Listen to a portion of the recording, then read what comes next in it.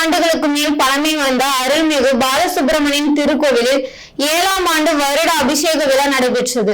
அதில் ஏராளமான பக்தர்கள் கலந்து கொண்டு சுவாமி தரிசனம் செய்தனர். தேனி மாவட்டம் பெரியகுளம் தென்கரையில் அமைந்துள்ள 1000 ஆண்டுகள் பழமை வாய்ந்த அருள்மிகு பாலசுப்பிரமணியன் திருக்கோவில் உள்ளது. இக்கோவிலில் 7ஆம் ஆண்டு வருட அபிஷேகம் முன்னிட்டு கோவில் வளாகத்தில் யாகசாலை பூஜை நடைபெற்றது. இதில் ருத்ரயாக பூஜை, கணபதி பூஜை, கலச பூஜை மற்றும் பூர்ண குதியாக சாலை பூஜைகள் நடைபெற்றது.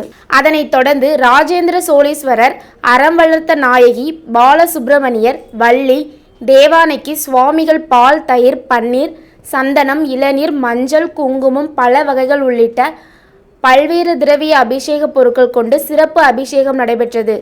அதனைத் தொடர்ந்து வண்ண மலர்களால் சுவாமி அலங்கரிக்கப்பட்டு தீபாராதனைகள் நடைபெற்றது. இந்த 7ஆம் ஆண்டு வருட அபிஷேகம் முன்னிட்டு பெரியகுளம் மற்றும் அதை சுற்று வட்டார பகுதியில் இருந்து ஏராளமான பக்தர்கள் கலந்து கொண்டு சுவாமி தரிசனம் செய்தனர்.